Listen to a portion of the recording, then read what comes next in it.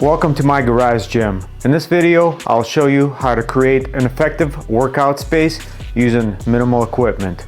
I've made one of these videos in the past, a few years ago, but if you're new to the channel, so I figured I would do an updated video just to see if anything has changed or if you've never seen my garage, because the YouTube videos or my Instagram posts, you can only see like a limited amount of space.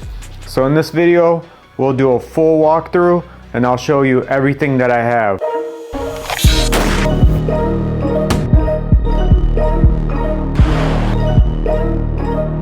I know I'm not a huge full-time YouTuber and I don't have any sponsors, so I'm not getting a lot of this stuff for free. Most of this stuff I've purchased with my own money, and just a couple of the items I'll show you was sent to me and I made some videos with these products.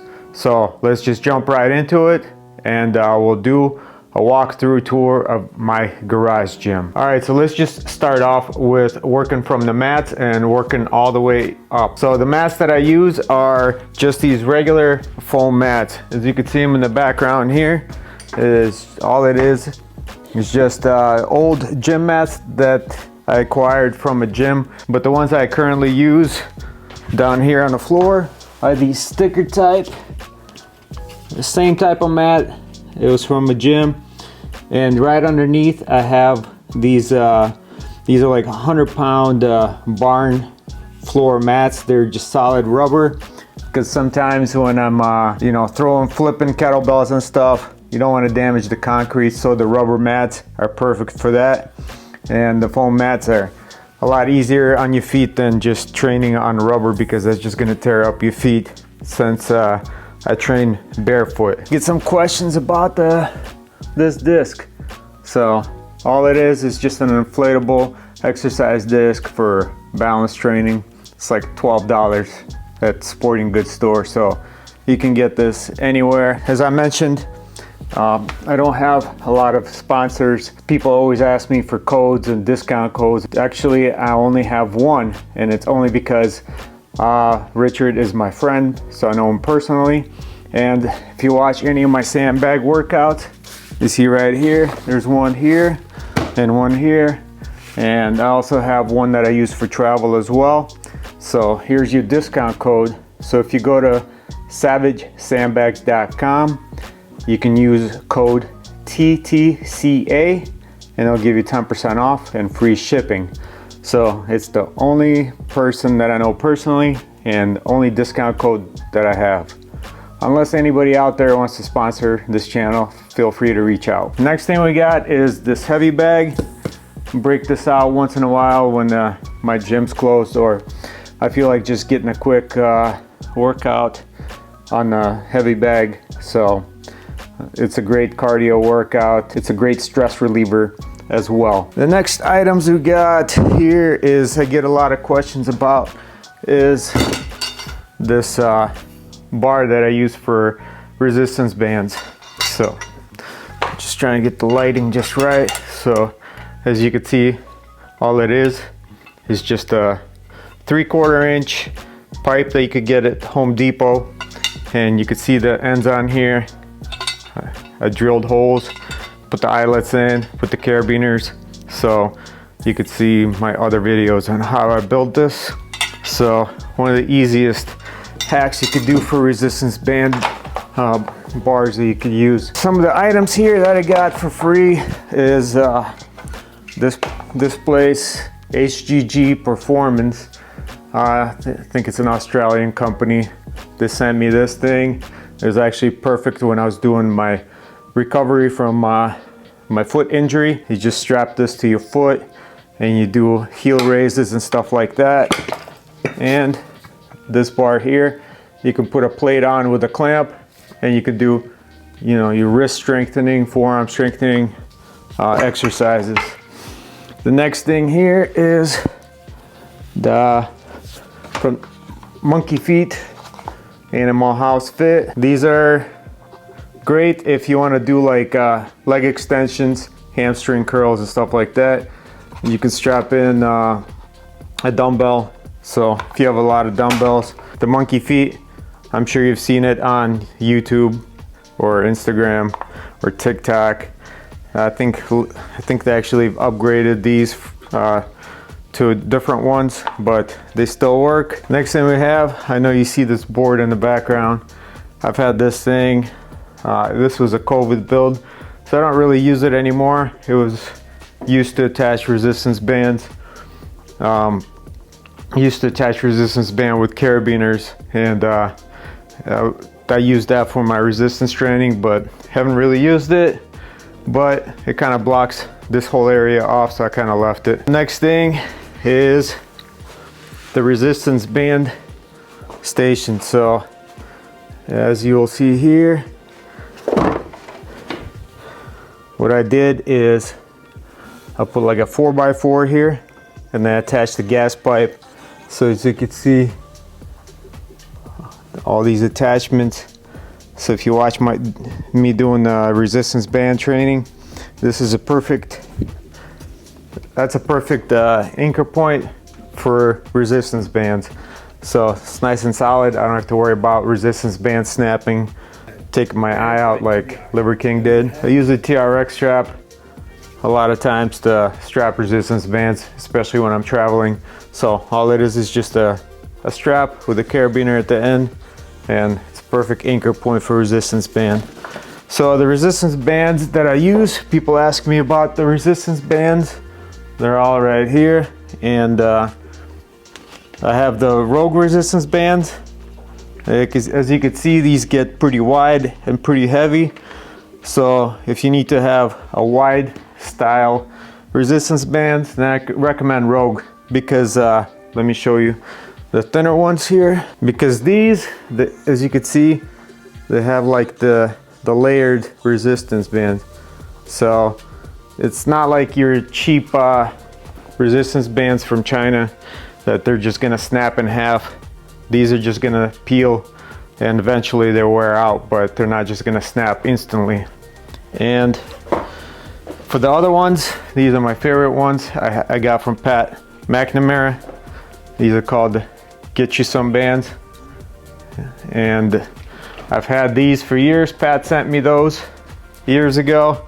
I've been using them for a very long time, and very durable, and they're not gonna snap either. As you can see, if you watch my warm-up routine with the resistance bands, I have them tied off here. You see my row machine, and this was also one of the COVID buys. I don't usually use this anymore because I prefer running over rowing. I really hate rowing, and it's just I can only handle sitting for so long on this hard seat. I know they have like a cushion adapter to it, but I don't like rowing at all, so I prefer running. And this is my treadmill.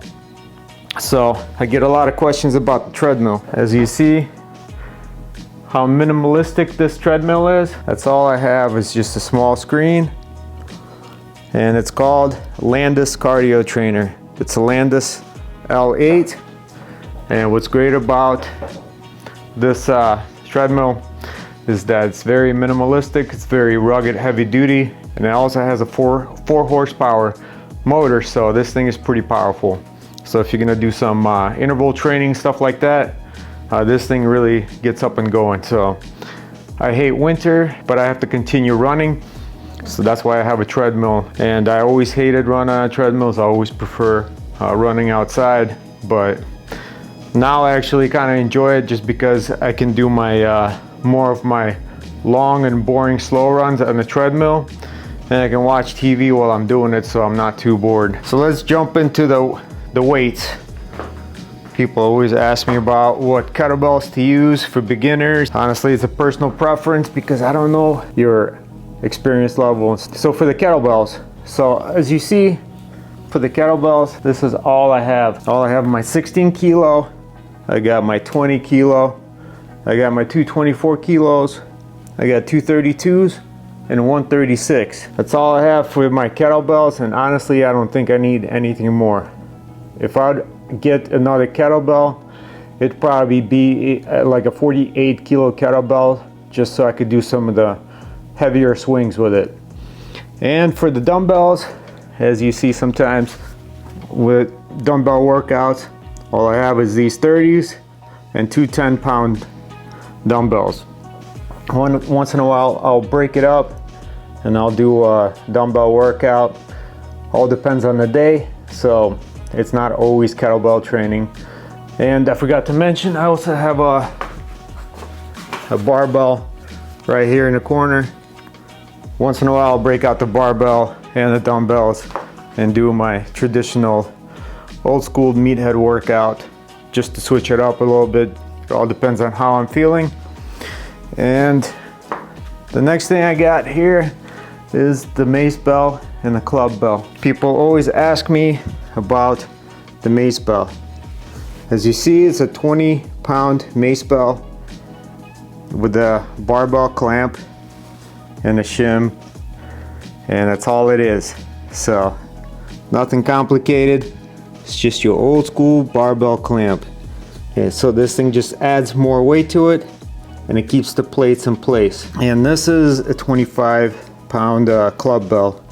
I'll use this once in a while, but I don't use the club bell as often as I do with the mace bell. Mace bell is great for your shoulder mobility and strength. You can do other workouts with it. This is pretty much everything that I have for the weights. And of course I have barbell plates as well, for all stacked up in the background there. The next thing I have, which is the latest addition to the garage, was something I always wanted to get, was these Teeter gravity boots. As you can see, it's just a hook and nothing complicated. If you want to do core strength and or back decompression and you don't want to buy a big inversion table, this is pretty much the solution to, so that way the big table is not taking up all the space in your house, because I just went back and forth with it and I always wanted to get something for back decompression. So far I've been satisfied. This definitely helps with core strengthening and back decompression. My back doesn't hurt as much as it used to. You just have to stay consistent with it. And let's work our way up, since we're talking about gravity boots. People always ask me about the way I have my pull-up bar set up. So all this is just a custom-made pull-up bar, and it was one of my friends has a friend who owns a metal shop, and he built pretty much, it's a knockoff of a Rogue pull-up bar. So I just took the dimensions off the website, sent him the dimensions, and he built this pull-up bar for me. And the way I have it attached, the anchor points, as you can see, is just 4x4 studs that are screwed into the ceiling. So I have one here in the middle for my heavy bag. As you can see, there's the anchor point. And then I have another one here with another pipe attachment. And that's just my anchor point for my rings and resistance bands. And over here, I have my rope. In case you were wondering, these are, I got these for free from Kensui Fitness. You see them pop up on Instagram once in a while. I like these grips because it just gives you a different angle when you're doing pull-ups, and you can do rows. You can use it for barbell training as well. And if you're wondering how I heat this garage in the wintertime, and I get questions as well, as you can see, it's a comfort zone electric heater. I got the heater probably 4 years ago because I got tired of freezing my butt off, because I was using just a traditional heater for the garage, and honestly it was only warm when you're standing next to it, and also having running propane in an enclosed environment, not a very safe idea.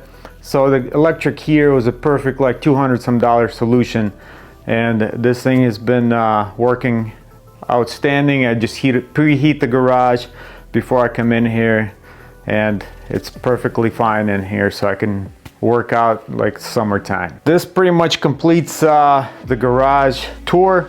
As you can see, all I'm using is just half of my garage. So where my vehicle used to be parked on this on this side of the garage, I have it all laid out in just this one parking space. You don't need a giant gym setup.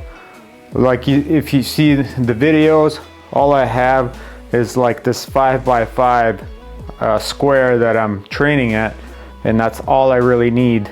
If I need any more space, then I'll just move the other car out of the garage space and I'll use the other half, but that's very rare when I do that.